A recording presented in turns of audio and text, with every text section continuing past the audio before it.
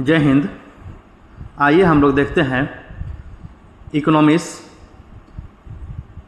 अध्याय 2 भारतीय अर्थव्यवस्था के क्षेत्रक के सभी एक्सरसाइज का लाइन बाय लाइन पढ़ते हैं और उसके बारे में जानते हैं। उसके बाद शॉर्ट्स क्वेश्चंस भी देखेंगे, ऑब्जेक्टिव्स भी देखेंगे, लॉन्ग क्वेश्चन भी देखेंगे। इसमें देखिए स्टार्ट करते हैं हम लोग आर्थिक कार्यों के क्षेत्रक। निम्न चित्रों को देखें, आप लोगों को विभिन्न आर्थिक गतिविधियों में कार्यरत पाएंगे। इसमें से कुछ गतिविधियां वस्तुओं का उत्पादन करती है, कुछ अन्य सेवाओं का सृजन करती है। ये गतिविधियां हमारे चारों ओर हर समय संपादित होती है, यहाँ तक कि हमारे बोलने में भी। हम इन गतिविधियों को कैसे समझ सकते हैं? इन्हें समझने का एक तरीका यह है कि कुछ महत्वपूर्ण मानदंडों के आधार पर इन्हें विभिन्न समूहों में वर्गीकृत कर दिया जाए। इन समूहों को क्षेत्रक भी कहते हैं। इस उद्देश्य और किसी महत्वपूर्ण मानदंड के आधार पर इन्हें अनेक तरीकों से वर्गीकृत किया जा सकता है। सभी क्षेत्र को अलग अलग मानदंडों में मापा जा सकता है और लोग अपने काम के अनुसार अपना अपना क्षेत्र में बटे हुए रहते हैं। हम इन विभिन्न प्रकार की आर्थिक गतिविधियों से प्रारंभ करते हैं। प्राकृतिक संसाधनों के प्रत्यक्ष उपयोग पर आधारित अनेक गतिविधियां हैं, जैसे कपास की खेती। यह एक मौसमी फसल है। कपास के पौधों की वृद्धि के लिए हम मुख्यतः न कि पूर्णतः प्राकृतिक कारकों जैसे वर्षा, सूर्य का प्रकाश और जलवायु पर निर्भर हैं। अतः कपास एक प्राकृतिक उत्पाद है। इसी प्रकार डेयरी उत्पादन में हम पशुओं की जैविक प्रक्रिया एवं चारा आदि की उपलब्धता पर निर्भर होते हैं। अतः इसका उत्पाद दूध भी एक प्राकृतिक उत्पाद है। इसी प्रकार खनिज और अयस्क भी प्राकृतिक उत्पाद है। जब हम प्राकृतिक संसाधनों का उपयोग करते हैं, किसी वस्तु का उत्पादन करते हैं, तो इसे प्राथमिक क्षेत्र की गतिविधियां कहा जाता है। इट मीन्स कि प्राथमिक क्षेत्र किसे कहा जाता है? जिसमें उत्पादन हो, पालन पोषण हो, उसे प्राथमिक क्षेत्र कहा जाता है। प्राथमिक क्यों?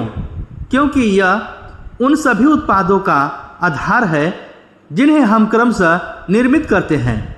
क्योंकि हम अधिकांश प्राकृतिक उत्पाद कृषि, डेयरी, मत्स्य और वनों से प्राप्त करते हैं। इसीलिए इस क्षेत्र को कृषि एवं सहायक क्षेत्र भी कहा जाता है।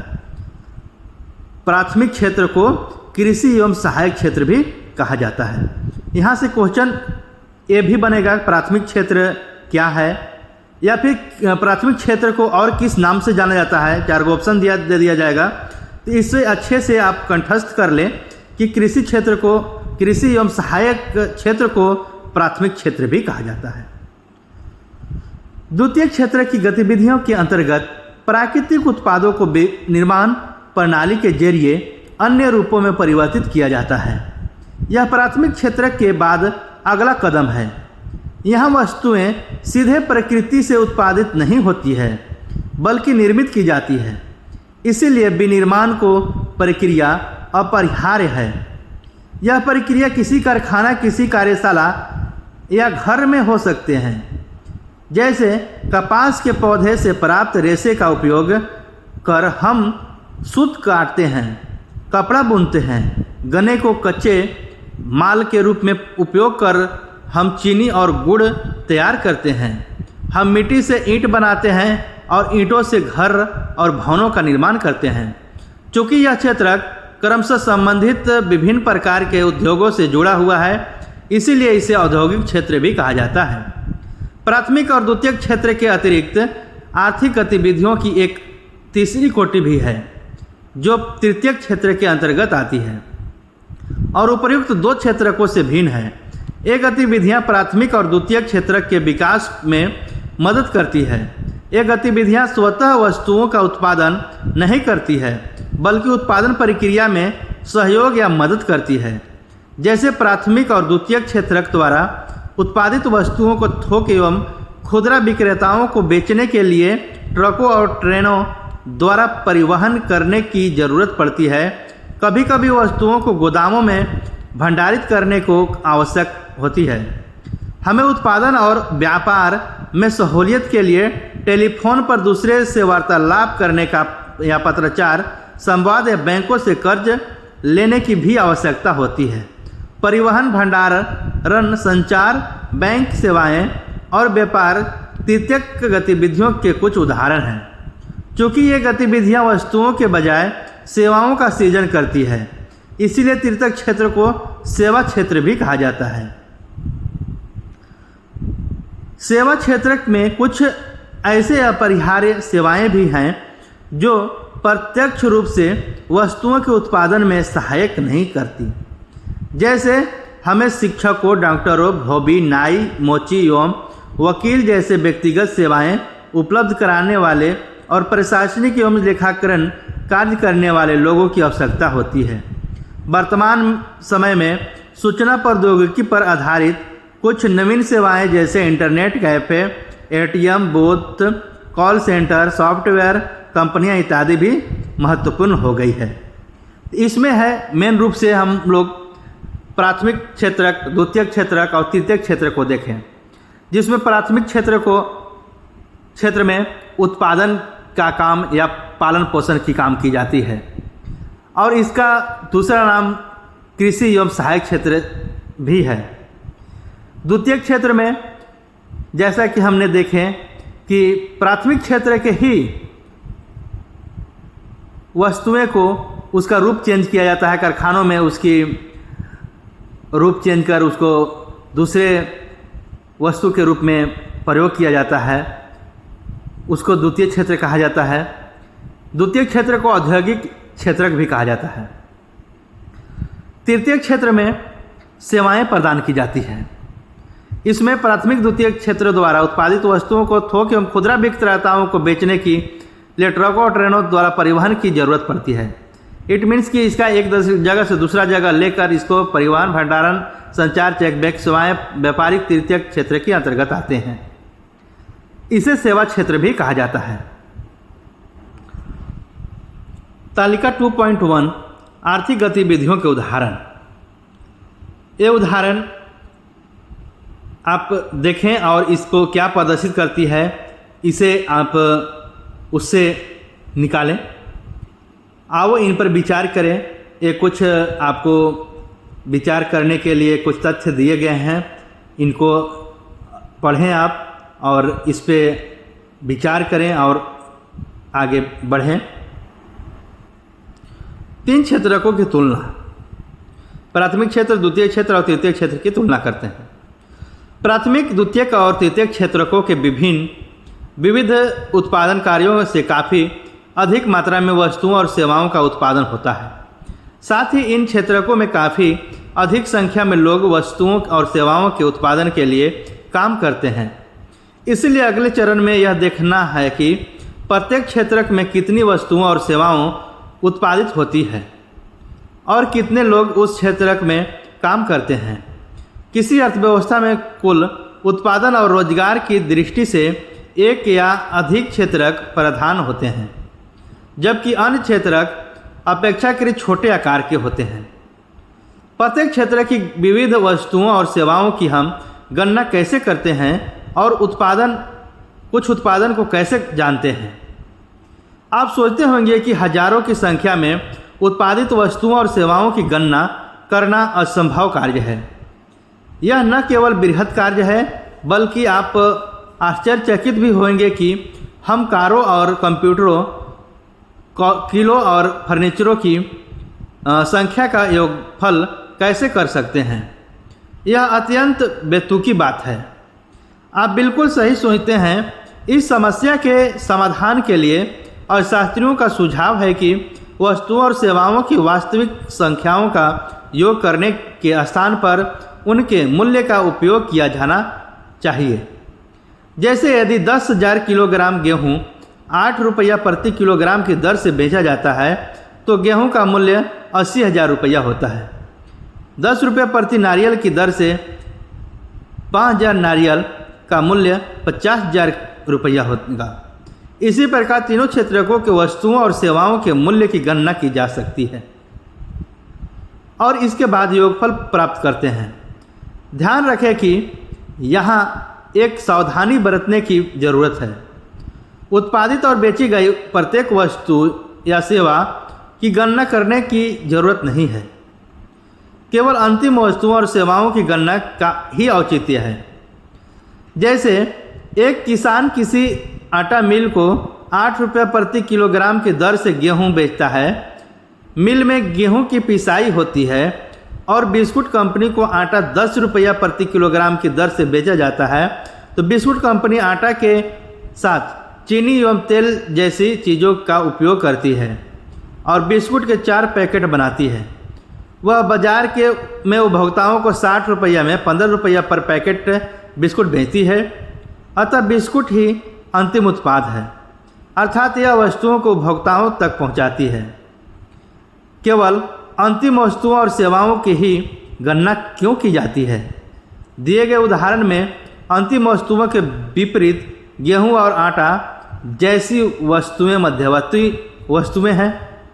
मध्यवर्ती वस्तुएं अंतिम वस्तुओं और सेवाओं के निर्माण में इस्तेमाल की जाती है। अंतिम वस्तुओं के मूल्य में मध्यवर्ती वस्तुओं का मूल्य पहले से ही शामिल होती है। बिस्कुट अंतिम वस्तु के मूल्य 60 रुपया में पहले से ही आटा का मूल्य 10 रुपया शामिल है।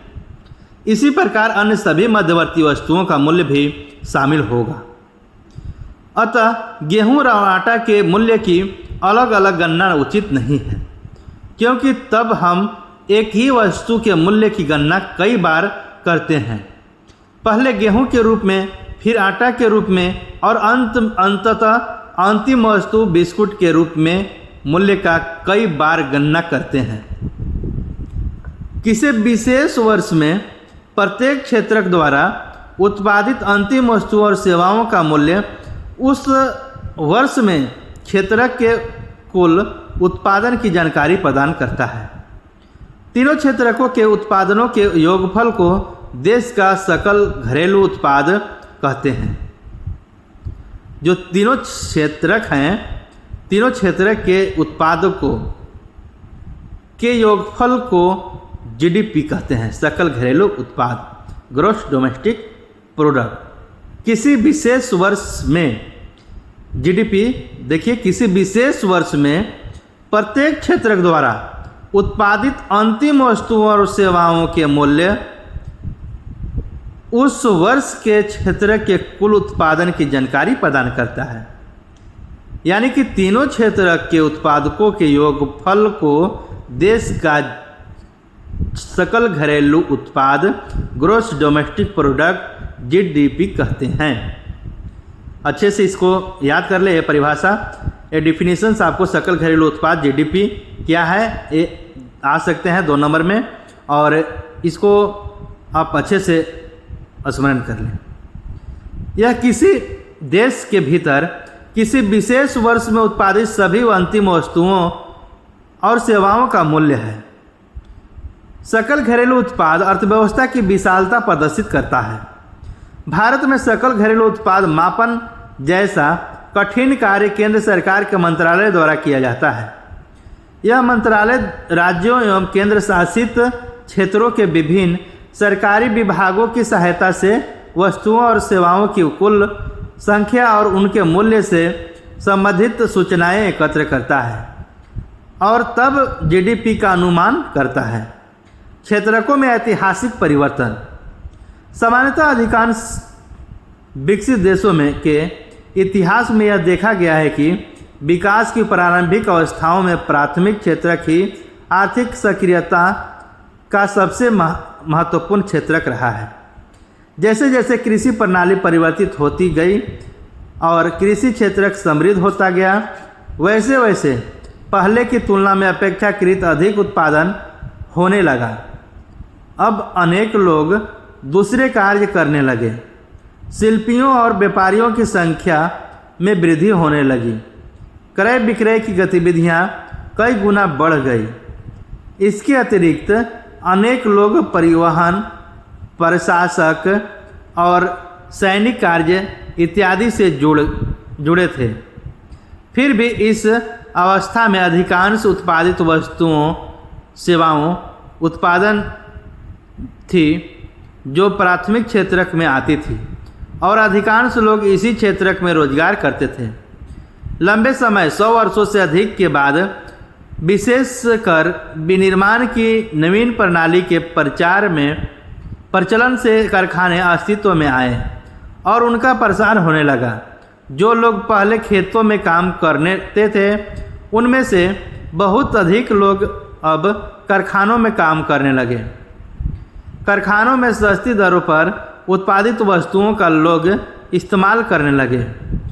कुल उत्पादन एवं रोजगार की दृष्टि से द्वितीयक क्षेत्रक सबसे महत्वपूर्ण हो गया। इस कारण अतिरिक्त समय में भी काम होने लगा। इसका अर्थ है कि क्षेत्रकों का महत्व परिवर्तित हो गया। विगत 100 वर्षों में विकसित देशों में द्वितीयक क्षेत्रक से तृतीयक क्षेत्रक की ओर पुनः बदलाव हुआ है। कुल उत्पादन की दृष्टि से सेवा क्षेत्रक का महत्व बढ़ गया है। अधिकांश श्रमजीवी लोग सेवा क्षेत्रक में ही नियोजित हैं। विकसित देशों में यही सामान्यतः लक्षण देखा गया है। भारत में 3 क्षेत्रकों का कुल उत्पादन और रोजगार कितना है, विगत वर्षों में विकसित देशों में देखे गए पैटर्न के समरूप क्या भारत में भी परिवर्तित हुआ है? हम इसे अगले खंड में देखेंगे। आओ इन पर विचार करें। विकसित देशों के इतिहास क्षेत्रकों में हुए परिवर्तन के साथ संबंध में क्या संकेत करता है? अब व्यवस्थित वाक्यांश में सकल घरेलू उत्पाद गणना हेतु महत्वपूर्ण पहलुओं को व्यवस्थित एवं सही करें। उत्पादित वस्तुओं और सेवाओं की गणना करने के लिए हम उनकी संख्याओं को जोड़ देते हैं। हम विगत 5 वर्षों में उत्पादित सभी वस्तुओं की गणना करते हैं। चूँकि हमें किसी चीज़ को जोड़ने के नहीं चाहिए, इसीलिए हम इन वस्तुओं और सेवाओं के मूल्य का योगफल प्राप्त करते हैं। भारत में प्राथमिक, द्वितीयक और तृतीयक क्षेत्रक, इसमें देखिए आपको प्राथमिक क्षेत्र, द्वितीयक क्षेत्र और तृतीयक क्षेत्र के लिए ये संरचना भी बना के दिखाई गई है बायोग्राफ। और तीनों क्षेत्रकों के आरेख में, आरेख 1 में देखिए तीनों क्षेत्रकों द्वारा उपस्थित उत्पादित वस्तुओं और सेवाओं को दिखाता है। यह 2 वर्षों 1973 और 2003 के उत्पादन को दिखाता है। आप देख सकते हैं कि 30 वर्षों में कुल उत्पादन में कितनी वृद्धि हुई है। आओ इन पर विचार करें। आरेख का अवलोकन करते हुए निम्नलिखित का उत्तर दें। 1973 में सबसे बड़ा उत्पादक क्षेत्र कौन था? 1973 का देखिए आरेख में और उसका उत्तर देना है। और नीचे देखिए, नीचे का जो हाइलाइट्स पोर्शंस है, सन 1973 और 2003 के बीच तुलना क्या प्रदर्शित करती है, इसे आप क्या निष्कर्ष निकाल सकते हैं? विचार कीजिए कि 1973 में क्या और 2003 में क्या स्थिति था। उत्पादन में तृतीयक क्षेत्र का बढ़ता महत्व। वर्ष 1973 और 2003 के बीच 30 वर्षों में यद्यपि सभी क्षेत्रकों में उत्पादन में वृद्धि हुई, परंतु सबसे अधिक वृद्धि तृतीयक क्षेत्र के उत्पादन में हुई। परिणामतः वर्ष 2003 में भारत में प्राथमिक क्षेत्र को प्रतिस्थापित करते हुए तृतीयक क्षेत्र सबसे बड़े उत्पादन क्षेत्र के रूप में उभरा। भारत में तृतीयक क्षेत्र इतना महत्वपूर्ण क्यों हो गया? इसके कई कारण हो सकते हैं। प्रथम, किसी भी देश में अनेक सेवाएं जैसे अस्पताल, शैक्षणिक संस्थाएं, डाक एवं तार सेवा, थाना, कचहरी, ग्रामीण प्रशासनिक कार्यालय, नगर निगम, रक्षा, परिवहन, बैंक, बीमा कंपनी, इत्यादि की आवश्यकता होती है। इन्हें बुनियादी सेवाएं माना जाता है। किसी विकसित देश में इन सेवाओं के प्रबंधन को जिम्मेदारी सरकार उठाती है। द्वितीय, कृषि एवं उद्योग के विकास में से परिवहन, व्यापार, भंडारण जैसी सेवाओं का विकास होता है। प्राथमिक और द्वितीय क्षेत्रों का विकास जितना अधिक होगा, ऐसी सेवाओं की मांग उतनी ही अधिक होगी। तृतीय, जैसे जैसे आय बढ़ती है, कुछ लोग अन्य कई सेवाओं जैसे रेस्टोरेंट, पर्यटन, शॉपिंग, निजी अस्पताल, निजी विद्यालय, व्यावसायिक प्रशिक्षण इत्यादि की मांग शुरू कर देते हैं। आप नगरों में, विशेषकर बड़े नगरों में इस द्रुत परिवर्तन को देख सकते हैं।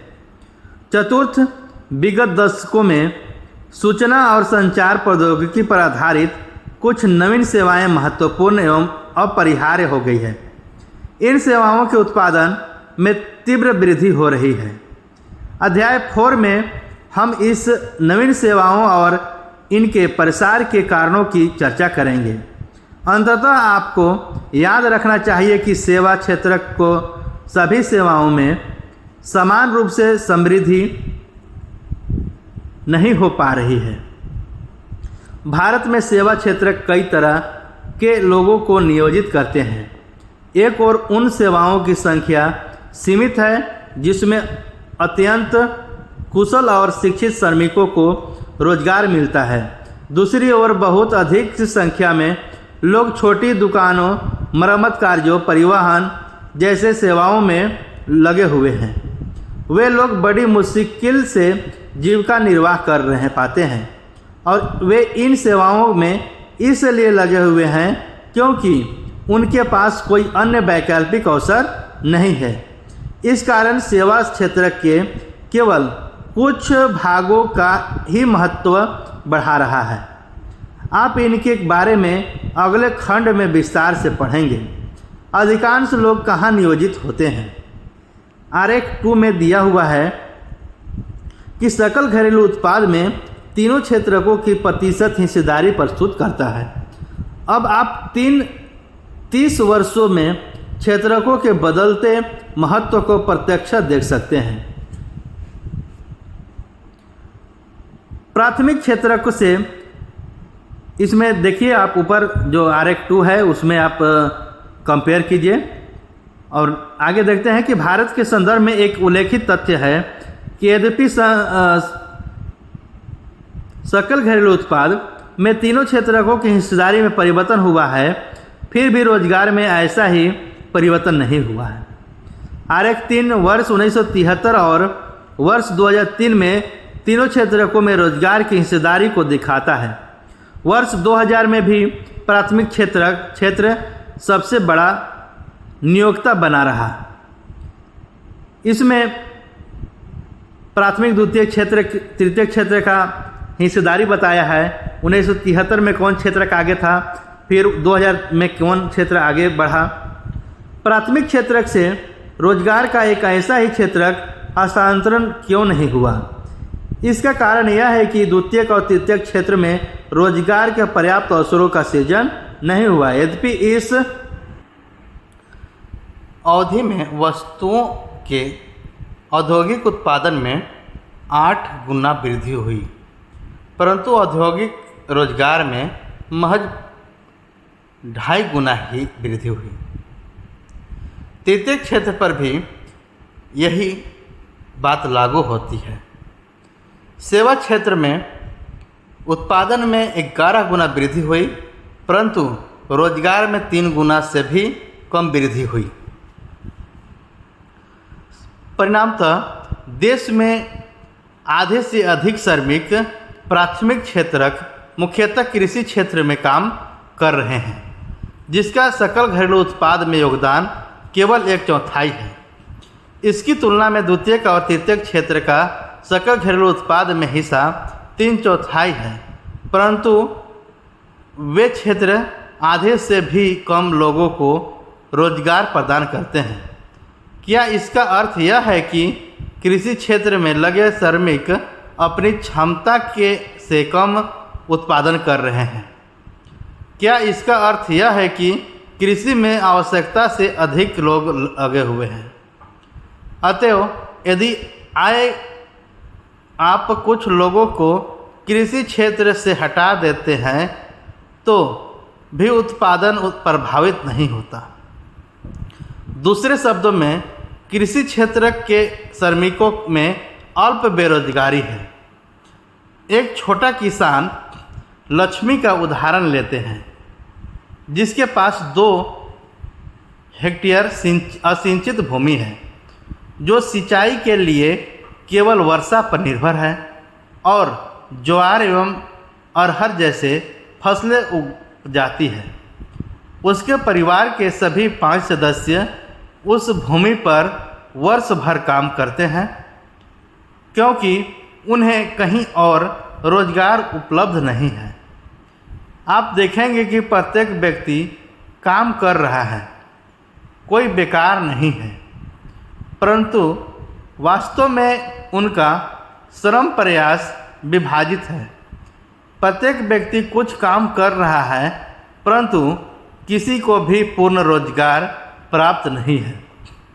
यह अल्प बेरोजगारी की स्थिति है, जहां लोग प्रत्यक्ष रूप से काम कर रहे हैं, लेकिन सभी अपनी क्षमता से कम काम करते हैं। इस प्रकार की अल्प बेरोजगारी को छिपी हुई कहते हैं, क्योंकि यह उन लोगों की बेरोजगारी जिनके पास कोई रोजगार नहीं है और बेकार बैठे हुए हैं।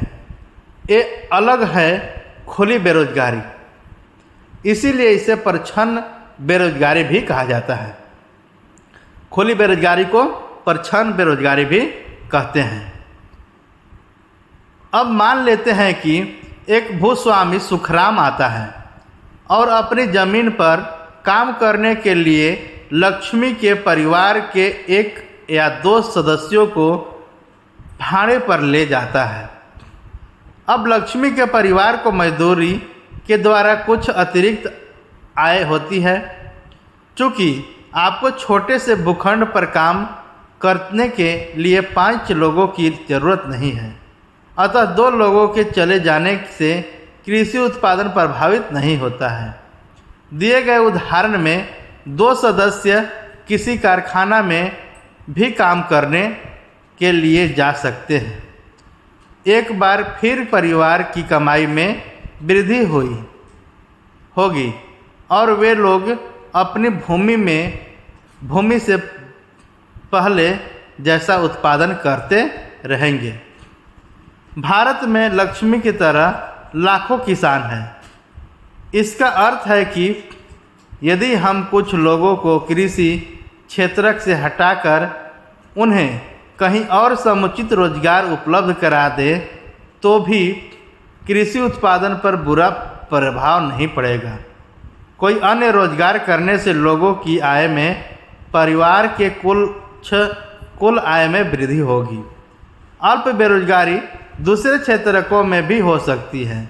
उदाहरण के लिए शहरों में सेवा क्षेत्र में हजारों अनियत श्रमिक हैं जो दैनिक रोजगार की तलाश करते हैं। वे प्लम्बर, पेंटर, मरम्मत कार्य जैसे रोजगार करते हैं और अन्य लोग असुविधाजनक विषम कार्य करते हैं। उनमें से कई रोजाना काम नहीं पाते हैं।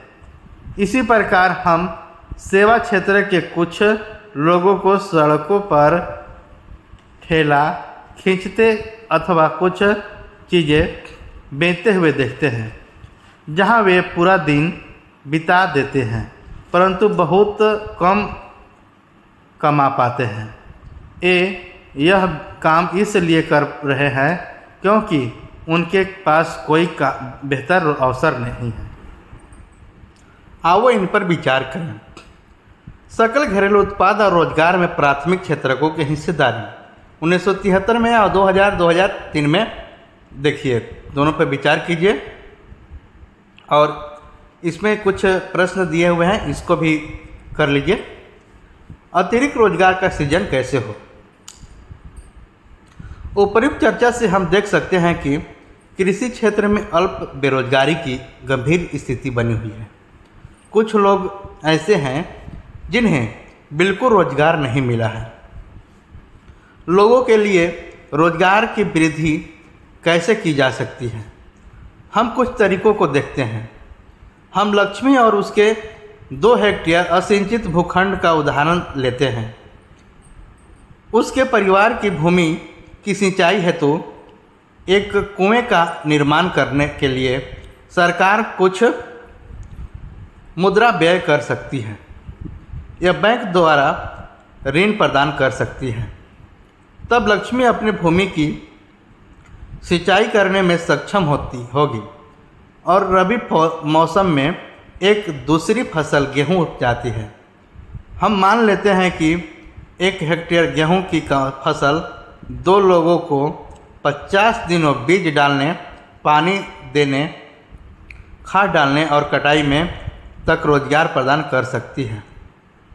अतः परिवार के 2 अन्य सदस्यों को अपनी ज़मीन में रोजगार मिल सकती है। अब मान लेते हैं कि ऐसे कई खेतों की सिंचाई के लिए एक नए बांध का निर्माण किया जाता है अथवा एक नहर खोदी जाती है। इससे कृषि क्षेत्र में रोजगार के अनेक अवसर सृजित हो सकेंगे और अल्प बेरोजगारी की समस्या अपने आप कम हो जाएगी। अब मान लेते हैं कि लक्ष्मी और दूसरे किसान पहले की तुलना में अधिक उत्पादन करते हैं। उन्हें कुछ उत्पादन बेचने की भी आवश्यकता होगी। इसके लिए उन्हें अपना उत्पाद नज़दीक के शहर में ले जाने की आवश्यकता हो सकती है। यदि सरकार परिवहन और फसलों के भंडारण पर अथवा बेहतर ग्रामीण सड़कों के निर्माण पर कुछ पैसा निवेश करती है तो छोटे ट्रक सब जगह पहुंच जाते हैं। इस तरीके से लक्ष्मी जैसे अनेक किसान जिन्हें अब पानी की सुविधा उपलब्ध है, फसलों की उपज और विक्रय कर सकते हैं। इस कार्य से केवल किसानों को ही उत्पादक रोजगार उपलब्ध नहीं हो सकता है, बल्कि परिवहन और व्यापार जैसी सेवाओं में लगे लोगों को भी रोजगार प्राप्त हो सकती है। लक्ष्मी की ज़रूरत केवल पानी तक ही सीमित नहीं है। खेती करने के लिए ऐसे बीजों, उर्वरकों, कृषिगत उपकरणों और पानी निकालने के लिए पंप सेटों की भी ज़रूरत है। एक निर्धन किसान होने के कारण वह सभी चीज़ों पर खर्च नहीं कर सकती, इसीलिए उसे साहूकारों से पैसा उधार लेना होगा और उच्च ब्याज दर पर वापस करना पड़ेगा। यदि स्थानीय बैंक उचित ब्याज दर पर उसे साख प्रदान करती है तो वह इन सभी चीज़ों को उचित समय पर खरीदने और अपनी भूमि पर खेती करने में सक्षम होगी। तात्पर्य यह है कि पानी के साथ साथ कृषि में सुधार के लिए किसानों को सस्ते कृषि साख भी प्रदान करने की ज़रूरत है।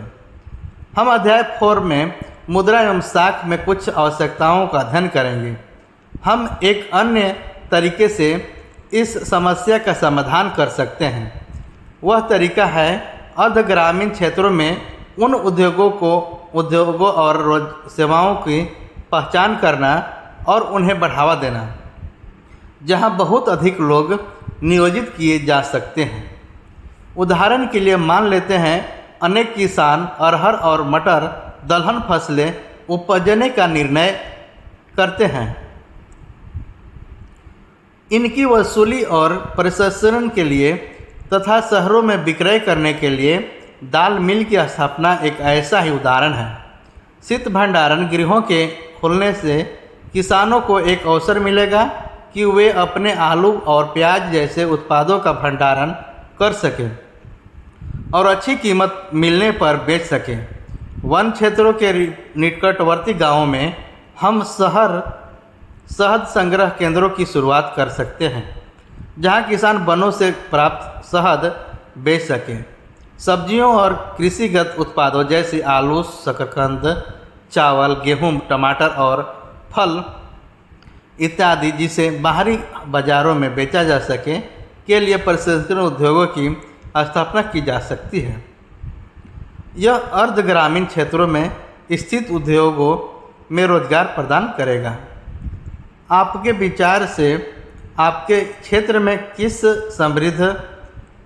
समूह के लोग बेरोजगार अथवा अल्प बेरोजगार हैं? क्या आप कुछ उपाय सुझा सकते हैं जिस पर अमल किया जा सके? क्या आप जानते हैं कि भारत में विद्यालय जाने के आयु वर्ग में लगभग 20 करोड़ बच्चे हैं। इसमें लगभग 2/3 ही विद्यालय जाते हैं, शेष विद्यालय नहीं जाते हैं। वे या तो घर में रहते हैं होंगे या उनसे अधिकतर बाल श्रमिक के रूप में काम कर रहे होंगे। यदि वे बच्चों भी विद्यालय जाने लगे तो हम में और अधिक भवनों, अध्यापकों और अन्य कर्मचारियों की आवश्यकता होगी। योजना आयोग द्वारा किए गए एक अध्ययन के अनुसार अकेले शिक्षा क्षेत्र में 20 लाख रोजगार का सृजन किया जा सकता है। इसी प्रकार यदि हम स्वास्थ्य की स्थिति में सुधार करना है तो हमें ग्रामीण क्षेत्र में काम करने वाले और अधिक डॉक्टरों, नर्सों और स्वास्थ्य कर्मचारियों की आवश्यकता पड़ेगी। एक कुछ ऐसे तरीके हैं जिनसे रोजगार का सृजन होगा और हम विकास के महत्वपूर्ण पहलुओं पर विचार कर पाने में भी सक्षम होंगे, जिन पर हम अध्याय 1 में चर्चा कर चुके हैं। प्रत्येक राज्य या प्रदेश में वहाँ के निवासियों की आय और उनके रोजगार में वृद्धि करने की संभावना होती है। यह पर्यटन अथवा क्षेत्रीय शिल्प उद्योग अथवा सूचना प्रौद्योगिकी जैसी नवीन सेवाओं के माध्यम से हो सकती है। इनमें से कुछ के लिए समुचित योजना एवं सरकारी सहायता की आवश्यकता होगी। उदाहरण के लिए योजना आयोग के अध्ययन के अनुसार यदि पर्यटन क्षेत्र में सुधार होता है तो हम प्रतिवर्ष 35 लाख से अधिक लोगों की अतिरिक्त रोजगार प्रदान कर सकते हैं। हम जानते हैं कि चर्चा किए गए कुछ सुझावों के अमल में लंबा समय लगेगा, अतः छोटी अवधि के लिए हमें कुछ द्रुत उपायों की ज़रूरत है। इसे ध्यान में रखते हुए केंद्र सरकार ने अभी हाल में भारत के 200 जिलों में काम का अधिकार लागू करने के लिए एक कानून बनाया है। इसे राष्ट्रीय ग्रामीण रोजगार गारंटी अधिनियम 2005 कहते हैं। राष्ट्रीय ग्रामीण रोजगार गारंटी अधिनियम 2005 के अंतर्गत उन सभी लोगों जो काम करने में सक्षम है और जिन्हें काम की आवश्यकता है को सरकार द्वारा वर्ष में 100 दिनों के रोजगार गारंटी दी जाती गई। यदि सरकार रोजगार उपलब्ध कराने में असफल रहती है तो वह लोगों को बेरोजगारी भत्ता देगी। अधिनियम के अंतर्गत उस तरह के कामों को वरीयता दी जाएगी जिनसे भविष्य में भूमि से उत्पादन बढ़ाने में मदद मिलेगी। आओ इन पर विचार करें। इस पर विचार कीजिए। संगठित और असंगठित रूप में क्षेत्रकों का विभाजन। अब हम आर्थिक कार्यों को विभाजित करने के लिए एक अन्य तरीका का परीक्षण करते हैं। इसे लोगों को नियोजित होने के आधार पर देखते हैं। उनके काम करने की शर्त क्या है? क्या कोई नियम और विनियम हैं जिनके उनके रोजगार के संदर्भ में अनुपालन किया जाता है? कांता और कमल दो हैं जो देखिए इनके बारे में कुछ कहानियां हैं। कांता एक कार्यालय में काम करती है। वह सुबह 9:30 बजे से 5:30 बजे तक कार्यालय में रहती है। वह नियमित रूप से प्रत्येक माह के अंत में अपना वेतन पाती है। वेतन के अतिरिक्त वह सरकारी नियमों के तहत भविष्य निधि भी प्राप्त करती है। उसे चिकित्सीय और अन्य भत्ते भी मिलते हैं। कांता रविवार को कार्यालय नहीं जाती है। इस दिन सवेतन अवकाश होती है। उसने जब नौकरी आरंभ की थी तब उसे एक नियुक्ति पत्र दिया गया था जिसमें नौकरी संबंधी निबंध और शर्तें का उल्लेख किया गया था। कमल कांता का पड़ोसी है। वह नज़दीक के किराना दुकान में दैनिक मजदूरी करने वाला श्रमिक है। वह सुबह 7:30 बजे दुकान पर जाता है और शाम 8 बजे तक काम करता है। उसे अपनी मजदूरी के अतिरिक्त अन्य कोई भत्ता नहीं मिलता है। जिस दिन वह काम करता है उसी दिन उसे मजदूरी मिलती है, बाकी दिन नहीं मिलती है। उसे कोई छुट्टी या सवेतन अवकाश नहीं मिलता है।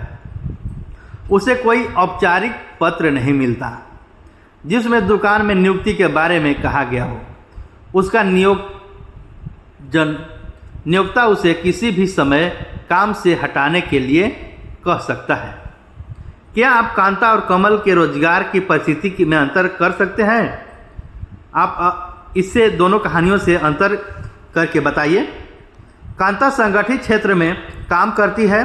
संगठित क्षेत्र में वे उद्यम अथवा कार्यस्थल स्थान आते हैं जहां रोजगार की अवधि नियमित होती है और इसलिए लोगों के पास सुनिश्चित काम होता है। वे क्षेत्रक सरकार द्वारा पंजीकृत होते हैं और उन्हें सरकारी नियमों एवं विनियमों का अनुपालन करना होता है। इन नियमों एवं विनियमों का अनेक विधियां जैसे कारखाना अधिनियम, न्यूनतम मजदूरी अधिनियम, सेवानुदान अधिनियम, दुकान एवं प्रतिष्ठान अधिनियम इत्यादि में उल्लेख किया गया है। इसे संगठित क्षेत्र कहते हैं क्योंकि इसकी कुछ औपचारिक प्रक्रिया एवं कार्य अवधि है।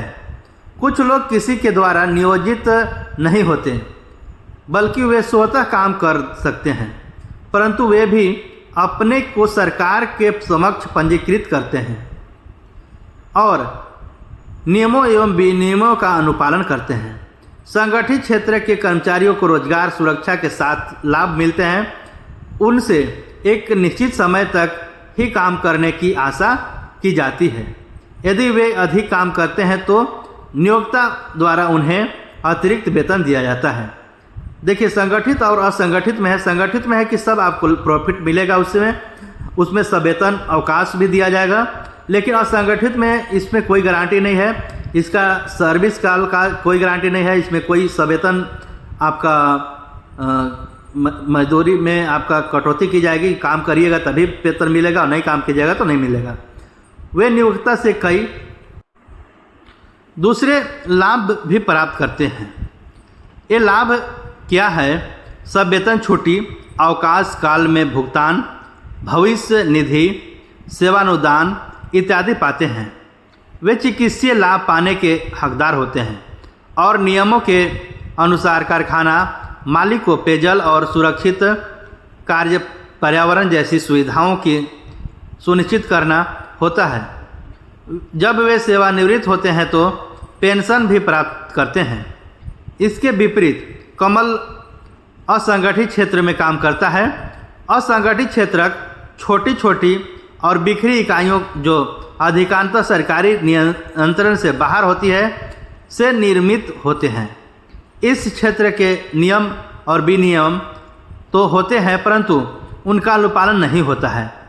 वे कम वेतन वाले रोजगार हैं और प्रायः नियमित नहीं है। यहाँ अतिरिक्त समय में काम करने, सवेतन छुट्टी, अवकाश, बीमारी के कारण छुट्टी इत्यादि का कोई प्रावधान नहीं है।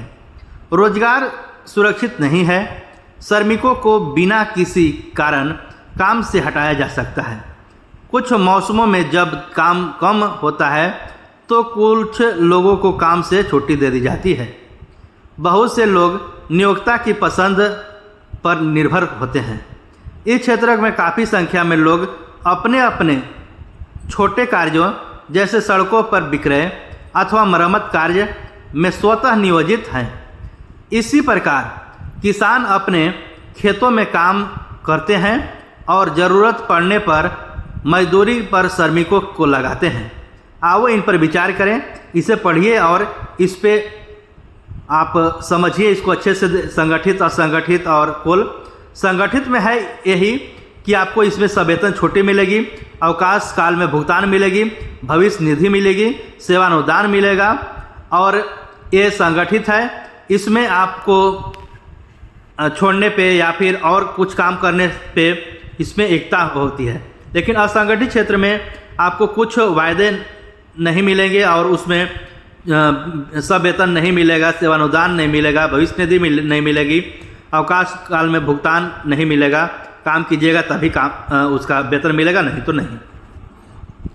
असंगठित क्षेत्र के श्रमिक का संरक्षण कैसे हो?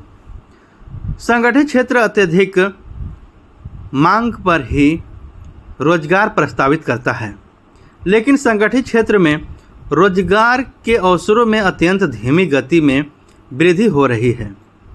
यह भी आमतौर पर पाया जाता है कि संगठित क्षेत्र का असंगठित क्षेत्र के रूप में काम करते हैं। वे ऐसे रणनीति, कर वंचन एवं श्रमिकों को संरक्षण प्रदान करने वाली विधियों के अनुपालन से बचने के लिए अपनाते हैं। परिणामतः बहुत से श्रमिक असंगठित क्षेत्र में काम करने के लिए विवश हुए हैं, जहां बहुत कम वेतन मिलता है। उनका प्रायः शोषण किया जाता है और उन्हें उचित मजदूरी नहीं दी जाती है। उनकी आय कम है और नियमित नहीं है। इस रोजगार में संरक्षण नहीं है और न ही इसमें कोई लाभ है। सन 1990 से यह भी देखा गया है कि संगठित क्षेत्र के बहुत अधिक श्रमिक अपना रोजगार खोते जा रहे हैं। ये लोग असंगठित क्षेत्र में कम वेतन पर काम करने के लिए विवश हैं। अतः असंगठित क्षेत्र में और अधिक रोजगार की जरूरत के अलावा श्रमिकों को संरक्षण और सहायता की भी आवश्यकता है। ये लाचार लोग कौन हैं जिन्हें संरक्षण की आवश्यकता है? ग्रामीण क्षेत्रों में असंगठित क्षेत्र मुख्यतः भूमिहीन कृषि श्रमिकों, छोटे और सीमांत किसानों, फसल बटाईदारों और कारीगरों जैसे बुनकरों, लुहारों, बढ़ई और सुनार से रचित होता है। भारत में लगभग 80% ग्रामीण परिवार छोटे और सीमांत किसानों के श्रेणी में आते हैं। इन किसानों को समय से बीज, कृषि उपकरणों, साख भंडारण सुविधा और विपणन केंद्रों की पर्याप्त सुविधा उपलब्ध कराने की जरूरत है। शहरी क्षेत्रों में असंगठित क्षेत्र मुख्यतः लघु उद्योगों के श्रमिक, निर्माण, व्यापार एवं परिवहन में कार्यरत आकस्मिक श्रमिकों और सड़कों पर विक्रेता का काम करने वाले, सिर पर बोझ ढोने वाले श्रमिकों, वस्त्र निर्माण करने वाले और कबाड़ उठाने वाले से रचित हैं। लघु उद्योगों को वही कच्चे माल की प्राप्ति और उत्पाद के विपणन के लिए सरकारी मदद की आवश्यकता होती है।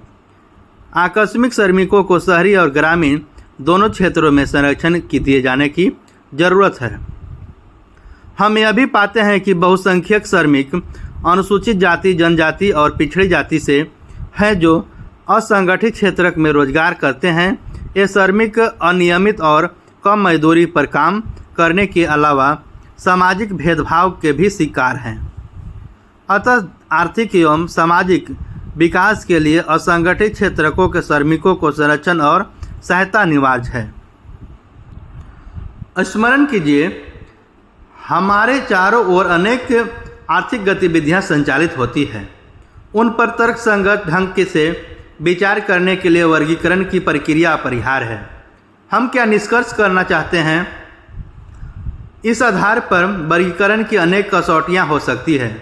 वर्गीकरण की प्रक्रिया वस्तु स्थिति का मूल्यांकन करने में सहायता करती है। आर्थिक गतिविधियों को 3 क्षेत्र को प्राथमिक, द्वितीयक और तृतीयक में विभाजित करने के लिए कार्य के स्वभाव को कसौटी के रूप में उपयोग किया गया है। इसी वर्गीकरण के आधार पर हम भारत में कुल उत्पादन और रोजगार की पद्धति का विश्लेषण करने में समर्थ हुए। इसी प्रकार हमने आर्थिक गतिविधियों को संगठित और असंगठित क्षेत्र में विभाजित किया और इस विभाजन का प्रयोग इन 2 क्षेत्रों में रोजगार की स्थिति देखने के लिए किया।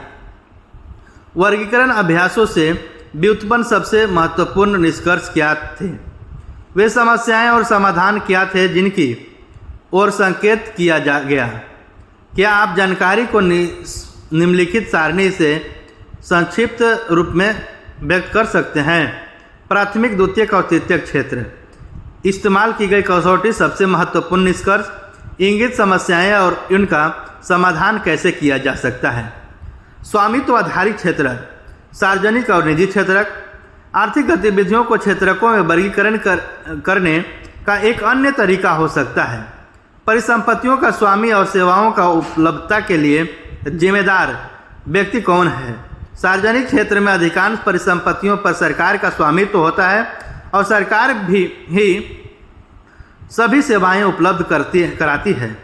निजी क्षेत्र में परिसंपत्तियां पर स्वामित्व और सेवाओं के वितरण की जिम्मेदारी एकल व्यक्ति या कंपनी के हाथों में होता है। रेलवे अथवा डाकघर सार्वजनिक क्षेत्र के उदाहरण है, जबकि Tata iron and steel company limited, TISCO अथवा रिलायंस इंडस्ट्रीज लिमिटेड जैसे कंपनियां निजी स्वामित्व में हैं। निजी क्षेत्रकों की गतिविधियों का ध्येय लाभ अर्जित करना होता है। इसकी सेवाओं को प्राप्त करने के लिए हमें इन एकल स्वामियों और कंपनियों को भुगतान करना पड़ता है। सार्वजनिक क्षेत्र का ध्येय केवल लाभ कमाना नहीं होता है। सरकार सेवाओं पर किए गए व्यय की भरपाई करों या अन्य तरीकों से करती है। आधुनिक दिनों में सरकार सभी तरह की गतिविधियों पर व्यय करती है। ये गतिविधियां क्या है, सरकार ऐसी गतिविधियों पर व्यय क्यों करती है, ज्ञात करें। कई चीज़ों ऐसी चीज़ें हैं जिनकी शुरुआत आवश्यकता समाज के सभी सदस्यों की होती है, परंतु जिन्हें निजी क्षेत्र को उचित कीमत पर उपलब्ध नहीं कराते हैं। क्यों? क्योंकि इनमें से कुछ चीज़ों पर बहुत अधिक पैसे खर्च करने पड़ते हैं जो निजी क्षेत्रकों को क्षमता से बाहर होती है। इन चीज़ों का इस्तेमाल करने वाले हजारों लोगों से पैसा एकत्र करना भी आसान नहीं है। फिर भी यदि वे चीज़ों को उपलब्ध कराते हैं तो वे इसकी ऊंची कीमत वसूलते हैं, जैसे सड़कों, पुलों के रेलवे पतनों, बिजली आदि का निर्माण और बांध आदि से सिंचाई की सुविधा उपलब्ध कराना।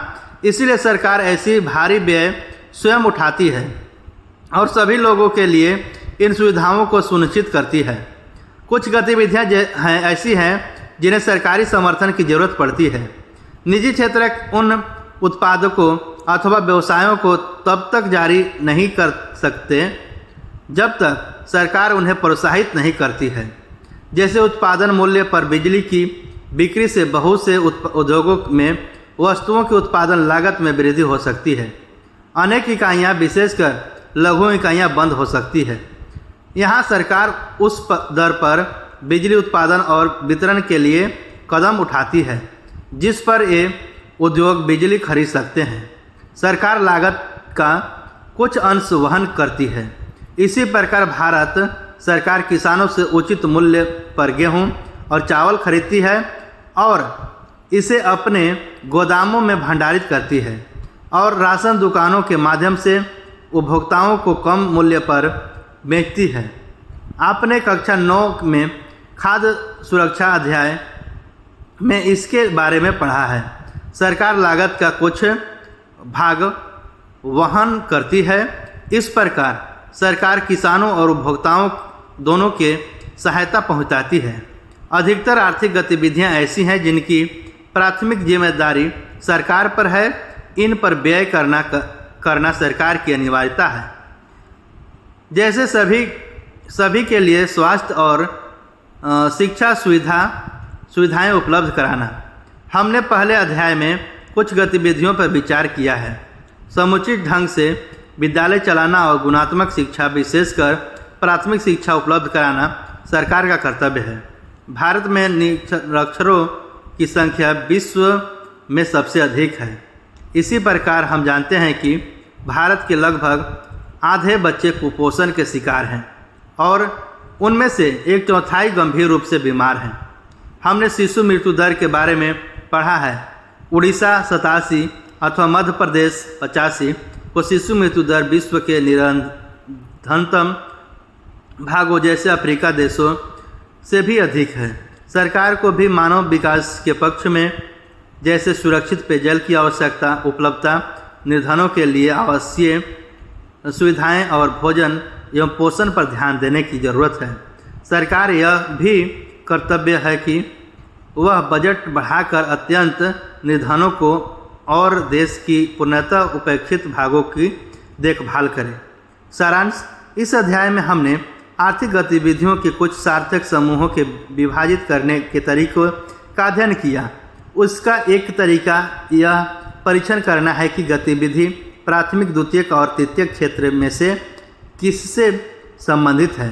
भारत के विगत 20-30 वर्षों के आंकड़े प्रदर्शित करते हैं कि यदि जीडीपी में सबसे अधिक योगदान तृतीयक क्षेत्र में उत्पादित वस्तुओं और सेवाओं का है, लेकिन रोजगार अधिकांशतः प्राथमिक क्षेत्र में मिलता है। हमने यह भी देखा है कि देश में रोजगार के अवसरों की वृद्धि के लिए क्या किया जा सकता है।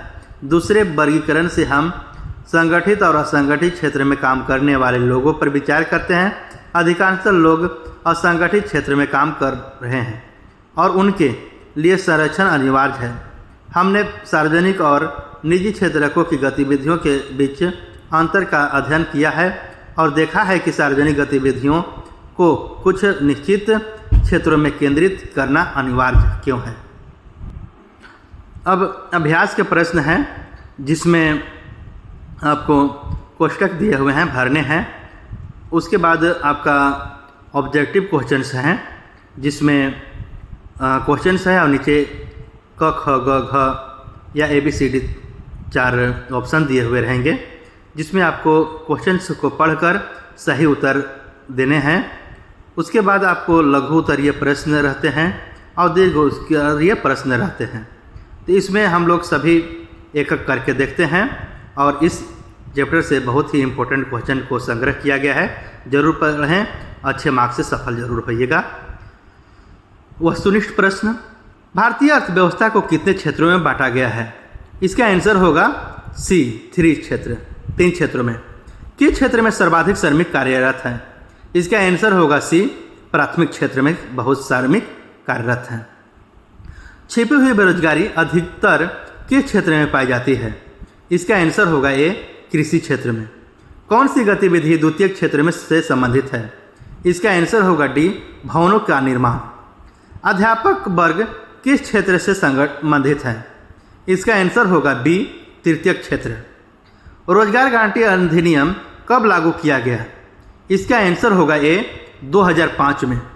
रोजगार गारंटी अधिनियम 2005 में लागू किया गया। किस कार्य क्षेत्र में श्रमिक कार्य सुरक्षा का आनंद उठाते हैं? इसका आंसर होगा B संगठित क्षेत्र का। इनमें से कौन सार्वजनिक क्षेत्र का उदाहरण है? उपरोक्त सभी होगा। इसका आंसर D रेलवे, डाकघर और BSNL। सार्वजनिक और निजी क्षेत्र के आधार पर विभाजित, इसका आंसर होगा C उद्यमों का स्वामित्व। 10 नंबर क्वेश्चन, एक वस्तु का अधिकांशतः प्राकृतिक प्रक्रिया से उत्पादन किस क्षेत्र में की गतिविधि है? इसका आंसर होगा A प्राथमिक क्षेत्र। रिक्त स्थानों की पूर्ति करें। कपास एक डैश उत्पाद है और कपड़ा एक डैश उत्पाद है। तो इसका आंसर होगा कपास एक प्राकृतिक उत्पाद है और कपड़ा एक विनिर्मित उत्पाद है। दूसरा नंबर, एक वस्तु का अधिकांशतः प्राकृतिक प्रक्रिया से उत्पादन डैश क्षेत्र से गतिविधि है, प्राथमिक होगा। क्षेत्र के अधिकांश श्रमिकों को रोजगार सुरक्षा प्राप्त होती है, संगठित क्षेत्र से। प्राथमिक, द्वितीयक और तृतीयक क्षेत्र की गतिविधियां परस्पर निर्भर करते हैं। सेवा क्षेत्र में रोजगार में उत्पादन के समान अनुपात में वृद्धि इसका नहीं हुई है।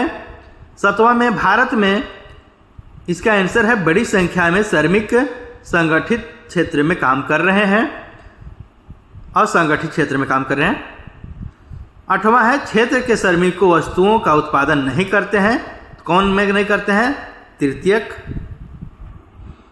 एक वस्तु का अधिकांशतः प्राकृतिक प्रक्रिया से उक्त उत्पादन डैश क्षेत्रों की गतिविधि है, प्राथमिक। इसका होगा प्राथमिक क्षेत्र। किसी विशेष वर्ष में उत्पादित डैश के मूल्य के कुल योगफल को जीडीपी कहते हैं, सभी वस्तुओं और सेवाओं या अंतिम वस्तुओं और सेवाओं को। इसका आंसर होगा सभी अंतिम वस्तुओं और सेवाओं को।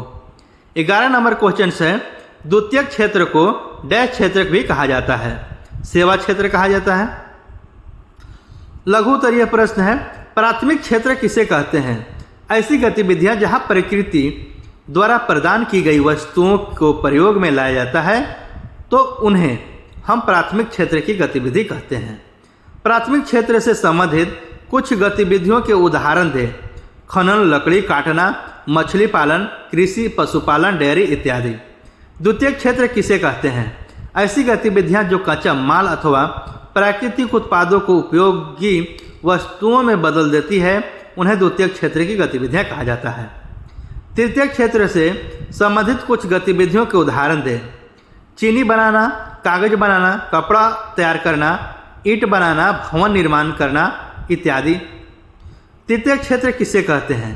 तृतीयक क्षेत्र का संबंध वस्तुओं और सेवाओं से नहीं होता वरन सेवाओं के निर्माण से होता है। तृतीयक क्षेत्र के कुछ उदाहरण लिखें। वकालत, शिक्षक, डॉक्टर, बैंक, यातायात, संचार इत्यादि।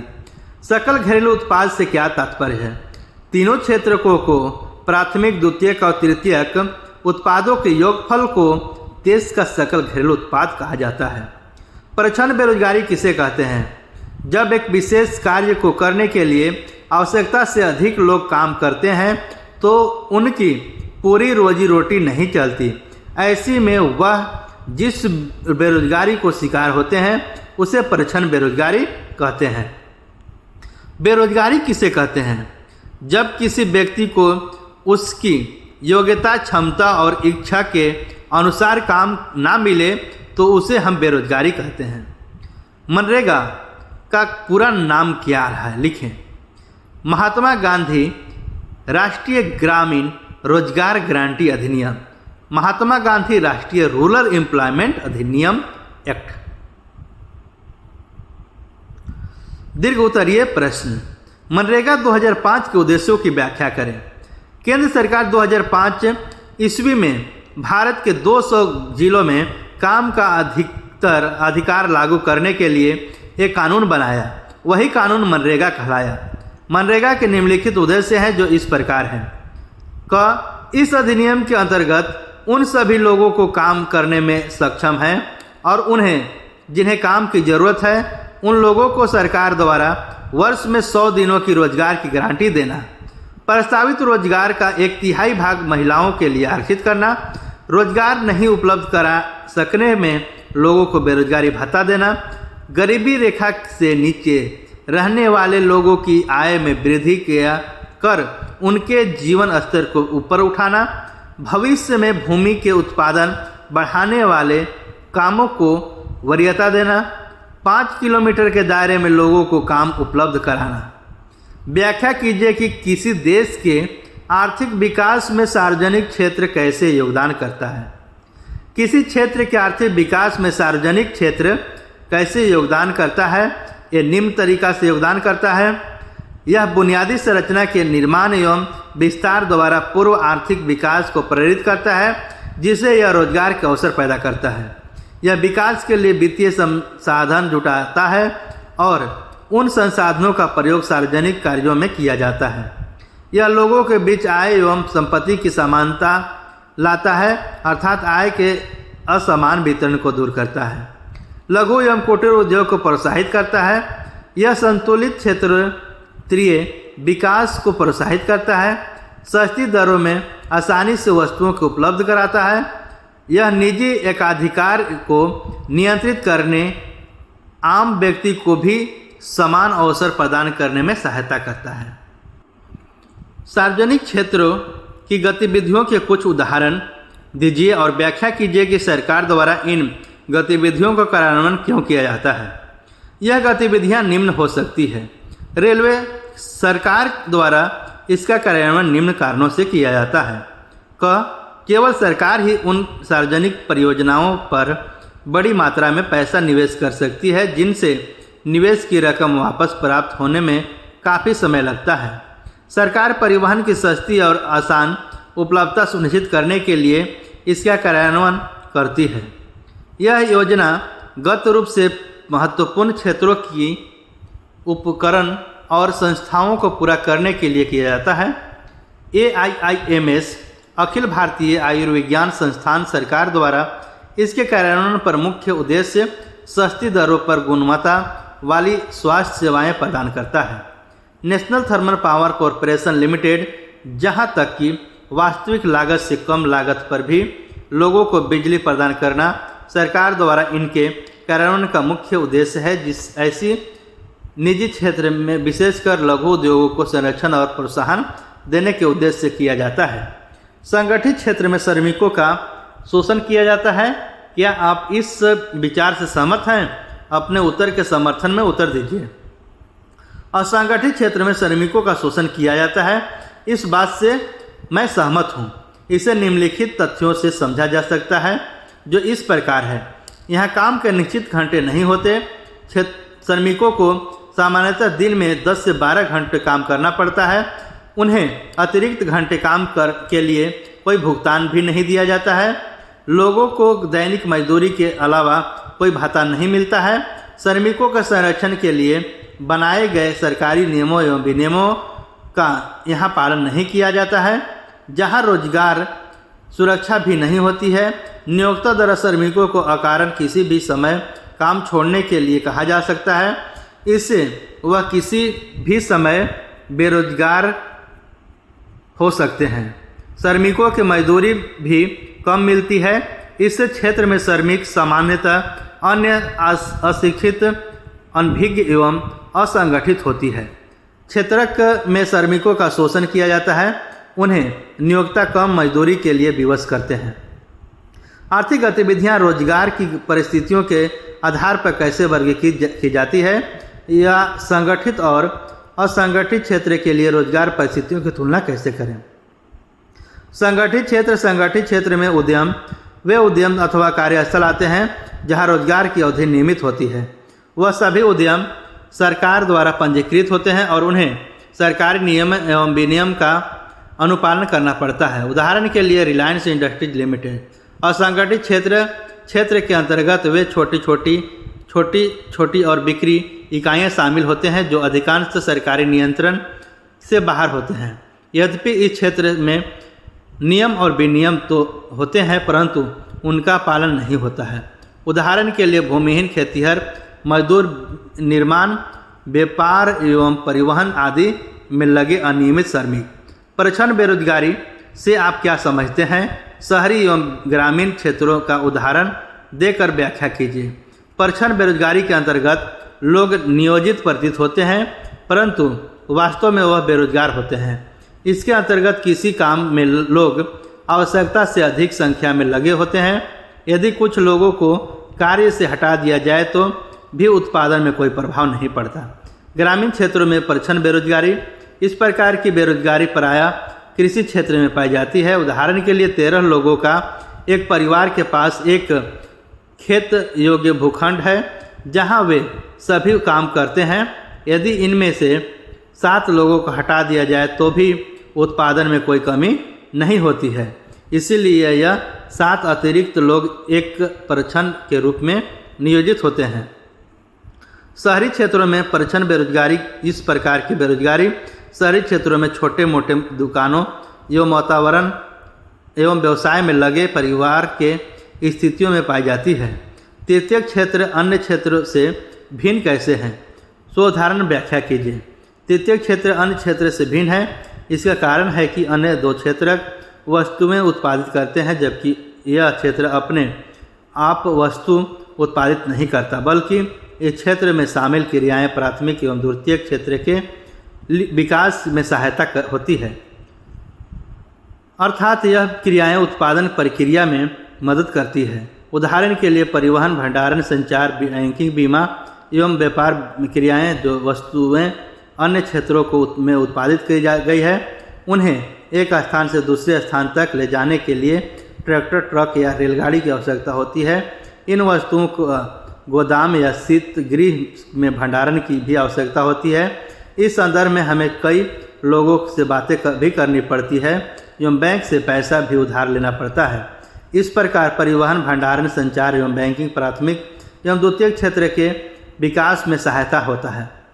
इसीलिए यह क्षेत्र अन्य क्षेत्र से अलग है और उत्पादन नहीं वरन सेवाओं का निर्माण करता है। खुली बेरोजगारी और परिक्षण बेरोजगारी में अंतर। खुली बेरोजगारी इसके अंतर्गत वे आते हैं जो काम करने के योग्य हैं लेकिन उन्हें काम नहीं मिलता है। इस प्रकार की बेरोजगारी क्षेत्रों में पाई जाती है। इसके अंतर्गत एक भी व्यक्ति को काम उपलब्ध नहीं होता है। इस प्रकार के बेरोजगार लोगों को गणना स्पष्ट रूप से की जा सकती है। इस प्रकार के बेरोजगारी के अंतर्गत लोग पूर्णतः बेरोजगार होते हैं। परछन बेरोजगारी, इसके अंतर्गत वे लोग आते हैं जो काम तो कर रहे हैं लेकिन यदि उन्हें हटा दिया जाए तो भी उत्पादन में कोई कमी नहीं आती। परछन बेरोजगारी कृषि क्षेत्र में पाई जाती है। इसके अंतर्गत किसी काम में वो आवश्यकता से अधिक संख्या में लगे होते हैं। इस प्रकार के लोगों की गणना स्पष्ट रूप से नहीं की जा सकती। इसके अंतर्गत लोग नियोजित प्रतीत होते हैं लेकिन वास्तव में वह बेरोजगार होते हैं। शहरी क्षेत्रों में रोजगार में वृद्धि कैसे की जा सकती है? शहरी क्षेत्र में रोजगार में वृद्धि निम्न प्रकार से की जाती है। उत्पादन की श्रम अथवा श्रम कहाँ तकनीकों को अपनाया जाना चाहिए अर्थात श्रम प्रधान श्रमिकों को लगाया जाए। लघु एवं कुटीर उद्योगों को प्रोत्साहित किया जाना चाहिए जिससे लोगों को अपने से ही क्षेत्र में रोजगार मिल सके। हमारी शिक्षा प्रणाली को रोजगार उन्मुख बनाया जाना चाहिए। व्यावसायिक शिक्षा एवं पर विशेष ध्यान दिया जाना चाहिए। लक्षित रोजगार सृजन कार्यक्रम को पूर्ण लगन एवं ईमानदारी से लागू किया जाना चाहिए। सरकार को चाहिए कि वह ऋण, प्रशिक्षण, विपणन जैसी सुविधाएं प्रदान कर स्वरोजगार को प्रोत्साहित करे। विद्युत आपूर्ति, कच्चे माल और यातायात से संबंधित समस्याओं को दूर किया जाना चाहिए जिससे जो उद्योग क्षमता से कम